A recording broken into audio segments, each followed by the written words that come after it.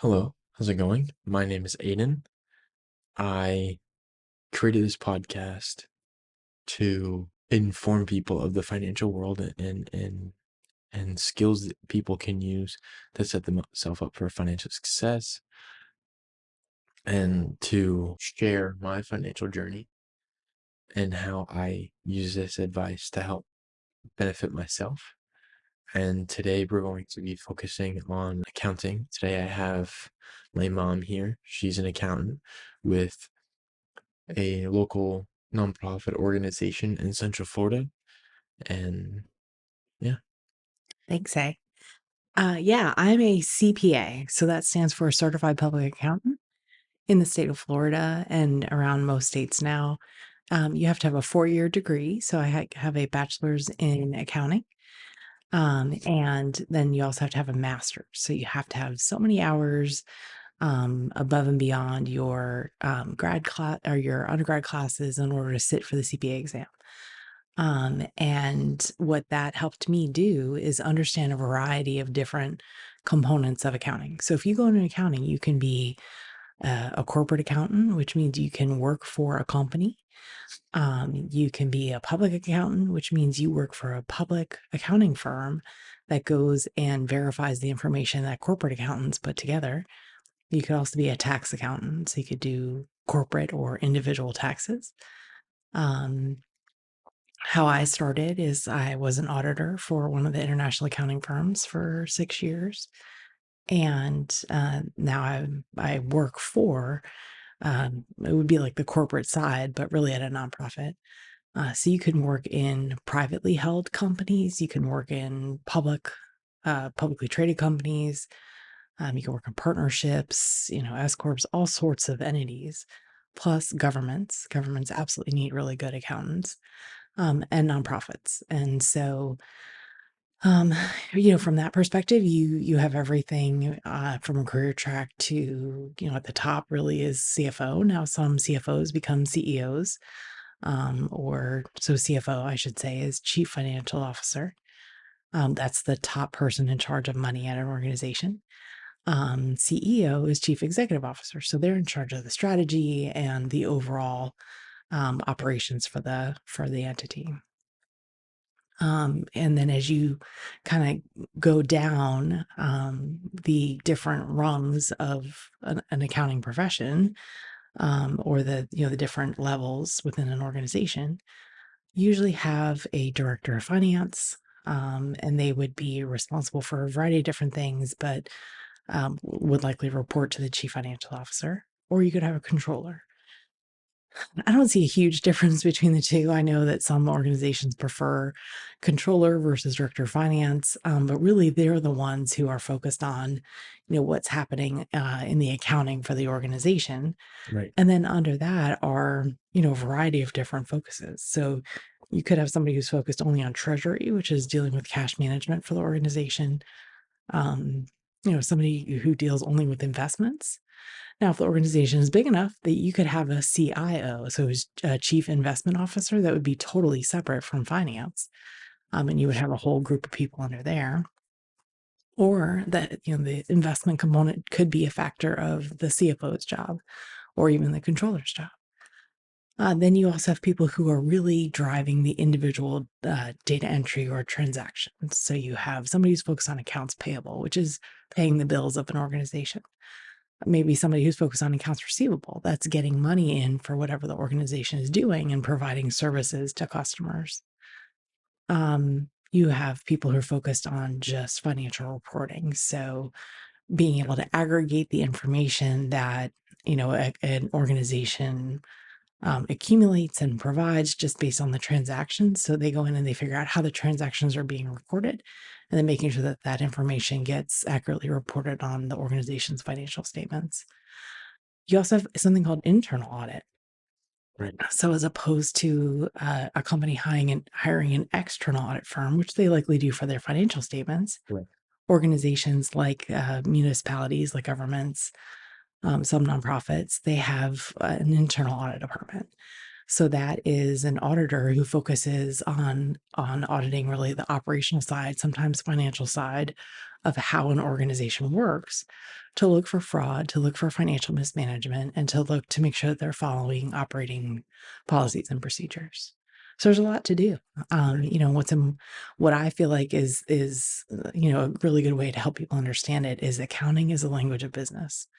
So accounting is how a business communicates its story and what it has accomplished for the year. Gotcha. So to talk about how you started in accounting, what got you interested in accounting and what was your big, hmm, this might be something I want to take more of a look into? Yeah. Well, it was definitely the most challenging major at Stetson where I went to college. So that had appealed to me.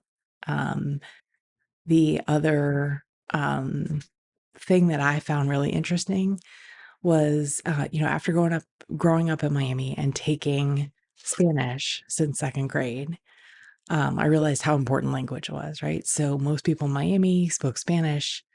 Most people started a conversation in Spanish, but I wasn't there, right? Like I wasn't getting that. I didn't grow up in that environment, but I got it through school, and I saw how important language is, right? So you have to make sure that you can communicate with people where they are. Like our Publix in Miami growing up in, the 80s and 90s, the food, you go look at a meat label or something, the food was labeled in Spanish and English, right? So you had to know and you had to be able to effectively communicate with people. So I took that and kind of extended that into business because accounting is the language of business. And so to me, it helped me understand how businesses operate. My initial job in auditing did exactly that. So I got the balance sheet and the income statement of my clients, and I had to audit it to make sure it made sense and that it told the correct story. Gotcha. So with that starting point and in your to that piques your interest in accounting, what was your workload like with your 6 years in college? My 5 years in college or 6 years at the firm? Your 5 years in college. My apologies. Mm. Um, well, let's just say when people figured out that I was an accounting major, they said, "Oh, I'm sorry." Our basic accounting classes started with lots of people, 60, 70 people, which was pretty big for my college back then. And it certainly weeded people out. And so people realized, okay, this maybe really isn't for me. I'm not really interested in it. By the time we got to the graduate level, there were only 10 people in the program. And so it was very competitive, but it required a lot of you. And it really helped you, decide if this is something that you're willing to spend your life on. So with you studying in college, how many study hours per week were you saying you were putting in? Well, in addition to my job, the work that I did, it was a part-time job. Um, I would say very easily on accounting, 8 to 10 hours Per a week? week. Mhm. Wow. So with your workload in college, that must have been pretty difficult managing all those study hours, Mhm. then also trying to incorporate fun things, right? Yeah, very true. So do you think it's fair to say that someone has to really like accounting to want to do it at the level that you did? Absolutely. You really have to wanna do it, and you really have to enjoy it because it's not easy. It's a huge time commitment, and it's a lot of studying on your own. Um, you have to have the focus, you have to have the structure in your life in order to do it. And it's really important that you have, either an understanding roommate or an understanding study buddy that is going through this program at the same time as you because, your roommate will want to go do things and Right, right. it just doesn't work for you. I mean, that's the accounting classes. You still have other classes too, Right. and you've got to be able to balance them all. Exactly. So, what kind of internships did you take part in, uh, being an accounting major? Sure. So, back then, before internet and email and all that stuff, there was a resource book at the Career and Counseling Center at the school I went to. And so I just flipped through the pages of the resource book and found a couple of people and reached out to them and see how I could help and learn more.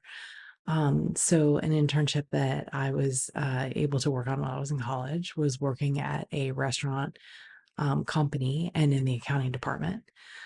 So I got to, this was before really point of sale services and having everything electronically connected. Right. The information would come from every restaurant location every day, like every night. It'd come in. So we get in the morning, we would data entry and manually enter everything in the accounting software so that the accounting software would know what happened at the store. Which now seems totally illogical, right? Like, Right. why wouldn't it just happen? Yeah, why didn't you just Um, do it all by itself? Absolutely, and I think that's a great invention. But, just like what I perceive with AI, you'll still need people to keep things in bounds, Right. right? So just like with point of sale services, like or point of sale systems, I get I think it's very logical progression that now things, when it happens at the location, you can see it happening in real time. Gotcha. I think that's great, but you still have to have somebody to understand what that really means, Mhm. and make decisions off of that information. Right. I completely agree, right? There always has to be someone watching the data, Absolutely. right? Or else an error could slip by, but it could be a pretty big error and it Hmm. could cost the company or it could cost the individual, the business, a lot of money, just on that one mistake, Absolutely. right? And what skills do you say that you've learned from accounting that you couldn't really learn anywhere else? That's a good question. Um, I feel like the ability to be very analytical and really look at problems from different perspectives, figure out why things are happening. I'm a very big process person. And so if something goes through a process and it comes out wrong in the end, to me, that means something's broken in the process somewhere. And so I like going in and doing what's called a process optimization to figure out how is this working? Can we do it better? Is, my thing that I say at work, can we do it smarter, better, faster? Right? Like, how can we make it happen? Because to me, that means less money that I spend on addressing an issue is, something that just absolutely has to happen. Like, everybody has to get paid and that has to work right. All our vendors have to get paid and that has to work right. So those should be really structured processes. And then we should be able to free up time to do other more unique things, more one off things. Right. What made you choose the type of accountant you are today? I think that's more personality. Um, I also worked at a public account or a small local firm when I was in college, and I got the opportunity to work on a lot of individual tax returns and final tax returns. So, like when somebody passes away, there's a tax return that you have to fill out to say how much they had and maybe a tax is due or not. And so I got a really good exposure to that and to um, it was usually the people connected to the small business, and so the CPA firm worked with both the business and the individual returns, and that just didn't appeal to me.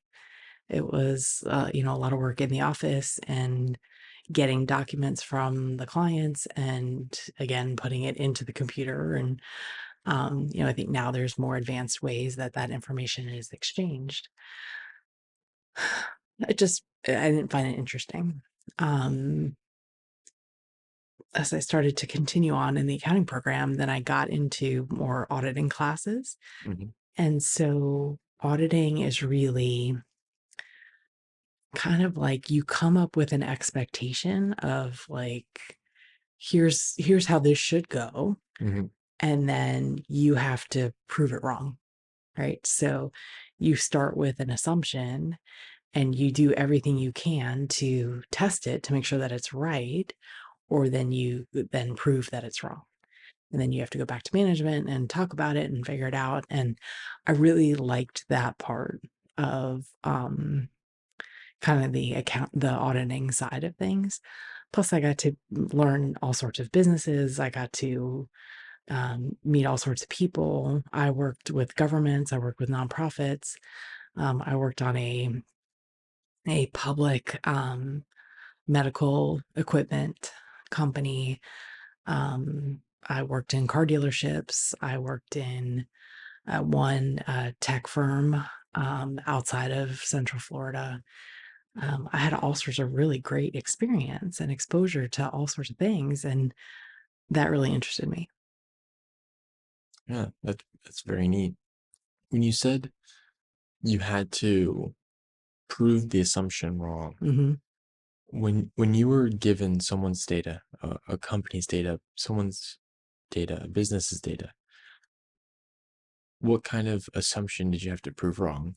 Right? Like their thing, everything that they gave me is perfect, and you have to prove that wrong, or everything is not perfect, and I have to go with each transaction or each transfer of money, and I have to prove that wrong. Like what kind of assumption? Okay, so good question. Um, so in auditing, there's something called materiality. Right. And so there's all sorts of ways to calculate it, but it's like anything under materiality, like it's not that big of a deal, right? Unless it's an indicator of something else, unless it's an indicator of fraud or it's an indicator of, other things that could snowball in the financial information. But say for example, cash, right? The business gives you their financial statements and they have 5 different cash accounts. Then that's what their assertion is, that this is our cash. So then it's my job to say, okay, is it really your cash? How can I prove that? What you do is confirm it with the banks, right? So they're holding all this cash with the banks. Then we as auditors send letters to the banks to say, hey, these people said that they have, as of this day, they have this much money in the bank. Do you agree or not? And so that's kind of the level of testing that you do. And it's really based on the individual balances that are shown on the balance sheet and income statement. And, it kind of depends upon what type of account it is, but cash is an easy example. So being an accountant, it's not all talking to just the company, right? My understanding, correct me if I'm wrong. It's, as you just said, it's talking to the bank to see if they agree with that kind of income that's coming in, or or expenses that's going out, whether it may be like, if it wasn't correct, whether it may be like fraud Hmm. and someone's stealing from the company, or because there's a lot of more communication than just the company, Right. right? Right. There are the banks, and I guess what I didn't realize is that there's a lot more communication than just the company itself, or the business, or the individual. Absolutely. Yep. You're absolutely right. So for us, it would just be testing.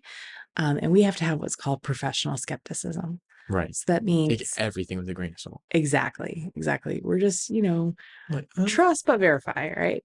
yeah. And so, in that you have to talk to different people depending on the different types of accounts, right? So if there's accounts receivable, which means that somebody owes the business money, then we would write to those people, whether it be customers or, different entities that they have different ventures with. We would write them and say, hey, at the end of the year, this company thinks that you owe them this money. Do you agree? Right. And so that's another way to test to make sure that we can independently verify the information that the company's giving us. But that is public trust, right? So when the public reads a set of financial statements from a public company, or maybe the bank who loaned a private company money, when they read the audit report connected to financial statements, they have to be able to trust that that information is right. And I think that that's a very solid public service. Gotcha. because people use information to make decisions off of. Right. If you're not giving them good information, then there's no way they can make good decisions. Yeah, I can definitely see that.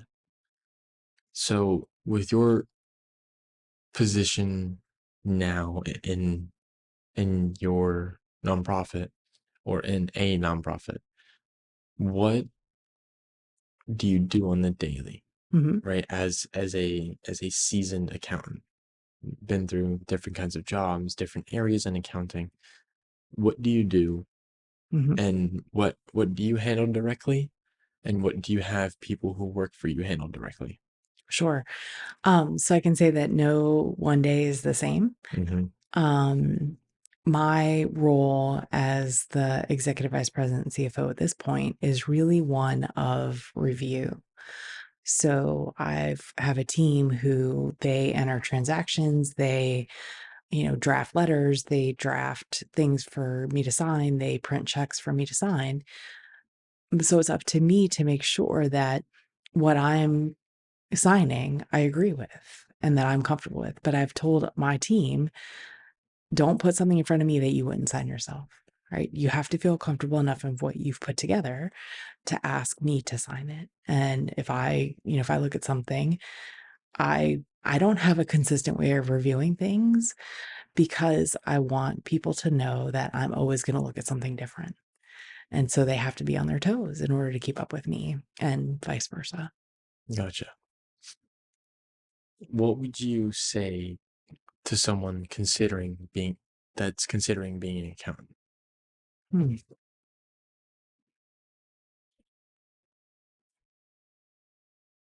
I would say don't think that it's all numbers, right? Everybody says, oh, you're an accountant. You must be great with numbers. No, I use a calculator. I hire somebody to do my taxes because it's just not my thing. Right. Um, but from my perspective, it's be able to think logically, but also be curious. Like kind of figure out like why is something happening that way? Like, could we do it different? Could we do it better? Um, take risks. I think accounting people just in general are more conservative and held back and don't like necessarily going out and doing something different. Do it. Try it. Why not? What could it hurt? Yeah. And going back to your daily workload, Mhm. being an actual accountant, how much do you think is how much information do you think that you use in one day is all learned in the classroom, or is it all experience, or is it a combination of both? Mm. Give me a percentage, right? Like how much do you think is knowing your client, or developing an experience like, oh, I've seen this before. I like these exact numbers, or these exact patterns. Like these usually don't end well. Mhm. Or is it like something I can find in the textbook, Mm. right? Like give me a percentage.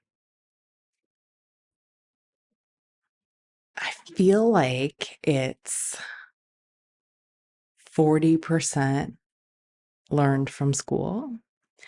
And that's not the individual like transaction components. That's just the underlying foundation. Like, Right.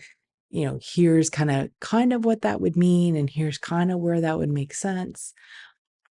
But, my first job out of college was, really an extension of learning. And it was a great way for me to continue to focus in on what I was really interested in and how much I learned. So, I feel like I kind of got, you know, 5 years of education and then got paid for working a lot, but got paid for also learning a ton too. Yeah. So I would say 40 and then 60. So 60 is really going to drive into what type of organization you start working with and really getting to learn the organization and the market that organization operates in.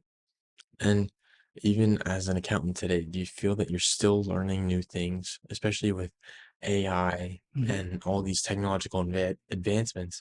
Do you feel like you're still learning, or do you feel like you can anticipate what's going to happen? I'm absolutely still learning.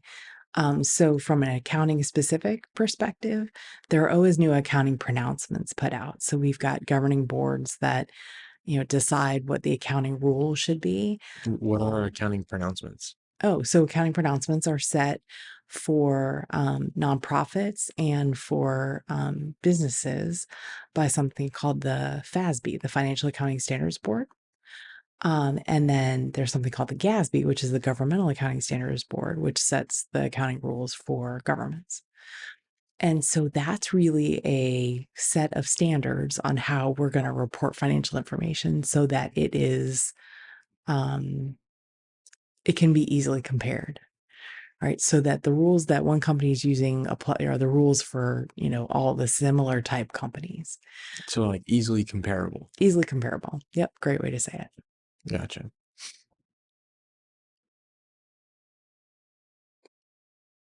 How do you think accounting itself has impacted your life? Do you think it's impacted your way of thinking, your way Absolutely. of learning, your way of looking at things differently? And again, as you said, I forget the exact words, but taking everything that you learn in accounting with a grain of salt, or anything that you read from a financial statement with a grain of salt. Hmm. Yeah. So to your point on financial statements, I think financial statements are really the start of a conversation with a company or with a company that you're looking to invest in, or a company maybe you're looking to make a grant to, an organization you're looking to make a grant to. Financial statements are a place to start asking questions. They're not the end all answers, right? So you have to be able to read the statements to have an effective conversation with the Hmm. organization. Um, but to get back to your question, I really feel like I've forgotten your question. Just taking everything with a grain of salt, Yeah. Yep. right? Do you feel that that's been Mm, an integral part of you personally, that's been drilled in with hours of studying? And how has that impacted you? hmm. Right? Have you missed out on opportunities because you were too skeptical, or were you safer from more riskier opportunities? Sure. Like, how did that change your pre-college mindset or your pre-accounting mindset?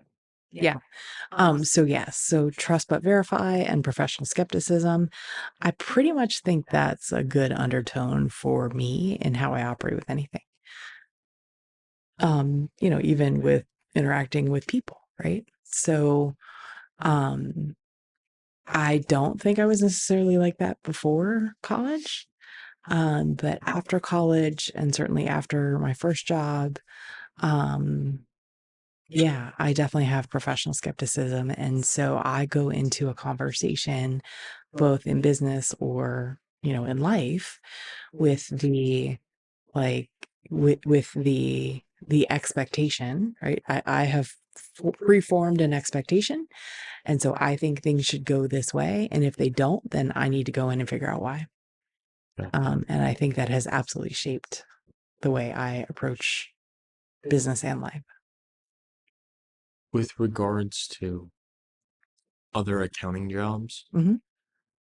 how do you feel your type of accounting differs, right? From being a corporate accountant to being a uh, to being an accountant on a nonprofit organization. How do you feel those differ? Yeah. Besides the obvious, the title, Hmm. the maybe the pay, the Sure. hours. Yep.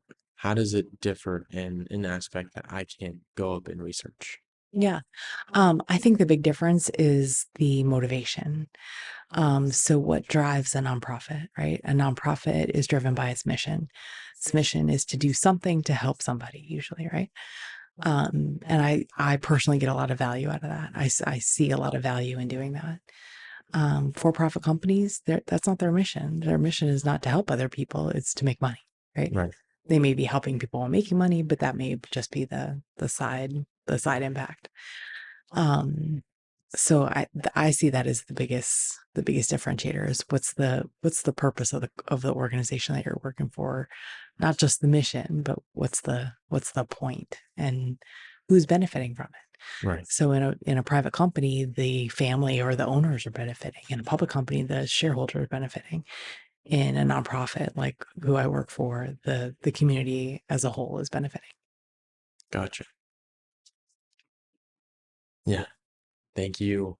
Thank you for providing your knowledge, your insight into people who are watching, who are interested in accounting and want to learn more on the studying, how much studying it takes, the workload, um, the hours that you Mhm, work, just more general aspects of accounting, the different jobs that you mentioned, having that developing that professional skepticism.